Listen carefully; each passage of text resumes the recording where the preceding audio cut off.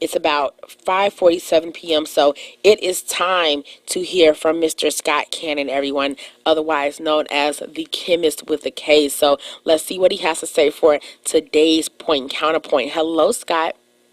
Hello, humans. I am Scott Cannon coming to you live on WLTH 1370M from the greatest city in all the world, Gary, Indiana. And this is the Counterpoint.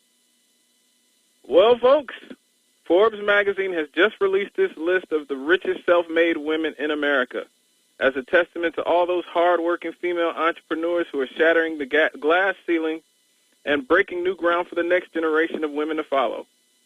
Number 1 is Diane Hendricks, a Wisconsin billionaire who owns ABC Supply, one of the largest wholesale distributors of roofing, siding, and windows in America.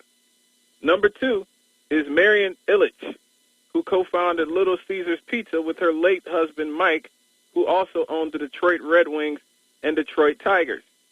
Number 6 is Oprah Winfrey, who I believe has possibly the greatest success story in the history of America, being born in civil rights era Mississippi in a shack without indoor plumbing as a black girl and working her way into being worth over $3 billion. Other notable names on this list are Beyonce at number 53 on the list with an estimated worth of $355 million. Strangely enough, just $5 million behind Beyonce at number 54 is Kim Kardashian, who is famous because her father helped O.J. evade a murder conviction. Then she subsequently made a sex tape with a D-list R&B singer and also has a big posterior, if you haven't noticed. All of which she has parlayed into a multi-million-dollar TV, movie, and fashion career. You have to wonder what Beyonce, who spent her entire life training to be, well, Beyonce, thinks about the woman whose mother marketed her sex tape being only $5 million poorer than her. Behind both of them at number 60 is Taylor Swift, who's worth an estimated $320 million. As impressive as these net worths are, most of them are no surprise to anyone who pays attention to pop culture, as we're constantly reminded about how rich these women are. But the most controversial and surprising name on this list was the woman who occupied the number 26 spot, Kylie Jenner. Yes, that's right. Kim Kardashian's youngest sister, the one who looks like the blow-up doll, not the skinny modelly one, has had her net worth valued at over $900 million. Yes, a 20-year-old woman who has encouraged the generation of girls to inject their lips with silicone or saline or silly putty or whatever substance she's been using is almost a billionaire. And to add insult to injury, Forbes has her listed as a self-made almost billionaire. Now to provide context, this is a young woman whose father, Bruce Jenner, is one of the greatest athletes America has ever produced, winning the gold medal in the decathlon at the 1972 Olympics and making millions in endorsements. Her mother was married to rich attorney Robert Kardashian, who is the father to her 3 older sisters. And she grew up in one of the most privileged neighborhoods in the world, in Calabasas, California, where her family has been the subject of one of the longest-running reality TV shows in history, Keeping Up with the Kardashians. In what world does that equal self-made?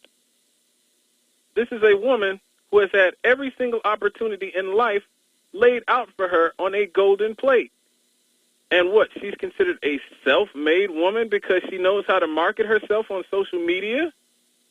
Oh, so you mean she's mastered the same skill that her older sister Kim has, unadulterated narcissism. Now, I know you're at home saying, Scott, why are you coming down on this young woman? She's not hurting anyone. But yes, she is. This idea that people who are born with every luxury in life being called self-made is exactly the type of dangerous rhetoric that right-wing demagogues like Donald Trump and Mitt Romney and George Bush, who all came from extremely rich and politically connected families, use to ostracize and browbeat poor people who are suffering. You're just not working hard enough, they say. Look at me, they say. I've come from nothing, even though my family is rich and politically connected. What's wrong with you poor blacks in Gary? Poor Hispanics in the barrio? Poor whites in the trailer parks? What's stopping you from having rich parents, living in rich neighborhoods, and going to the best schools? Apparently just your own laziness. So we're going to cut your welfare, Social Security, Medicare, Medicaid, and affirmative action so you can learn how to stand on your own 2 feet like we did. There's a tendency to look at a list like this and just laugh it off and dismiss the implications of people like the Kardashian-Jenners making a self-made millionaires list. But people who come from wealth and power using their connections and status to game the system and then kick away the ladder for everyone else is an epidemic, one that I see nothing at all funny about. Okay, folks. You can see I was a little bit amped up about that one. Chop it up with me on Twitter, at The Chemist Lives. The Chemist is spelled with a K, as I am a product of the Gary Community School System, and we can talk about politics, music, sports. You could just tell me how terrible I am at my job. Or you could just wait and listen to me every Monday from 6 to 8 on Issues and Answers with Jonathan Booz, and the McGee Report, brought to you by the precocious hostess with the mostest, Jamelia McGee. I am Scott Cannon, and that was the Counterpoint on WLTH 1370 AM. God bless the working class, and God bless labor. I am out, humans. All right, really quickly here. So, okay, I don't know, but listen. So, for entertainment news, all right, George Lopez, all right, gave Donald Trump's Hollywood star his version of the #1 treatment, right? So, he unleashed a massive fake urine stream all over the star. Now, the comedian who has made no bones about his beef, of course, with the president, was in Hollywood Tuesday and coincidentally found himself right in front of Trump's star on the Walk of Fame. And after chatting up fans, George decided to, of course, unload his water bottle on the Trump's marker. And I was looking at the picture, and it's like, oh my goodness, really? So, yeah, that's what he did. I'm like, okay. Moving on, I saw The Purge, well, the first Purge yesterday, and it was really good. I'm all Really? into. I like the other one. Yeah, I'm all into the Purge movies, and if you're really into them, like you follow them, you should really watch the first Purge, because you're going to be like, what? It's not shocking, but, just for them to even, go that far and to put it in a movie was just, like, really awesome. So I give it, of course, like 5 stars. Go ahead and check it out if you are into all of the Purges. And my mom, she doesn't even like the Purge movies, but she actually liked this one. So go ahead and check that out. Also, moving on here, Chance the Rapper, he stopped by Windy City Live earlier, and he was talking about his upcoming concert with special guests Usher, Smokey Robinson, Jason Mraz, and Daya, benefiting the 50th anniversary of Special Olympics on July 21st at Northerly Island in Chicago. So that's really awesome. But, that's Chance, though. He's always, doing stuff like that. So he's running for mayor of Chicago. You know this, right? Eventually, probably so. But right now, one of his good friends is running, so I don't know. It won't be long. Trust me. He's setting it up. You think so? Absolutely. Really? He comes from a political family. His father worked for Obama. I don't know though if he'll really run. I don't know. Like I'm telling you, like his whole family's connected in the Chicago political.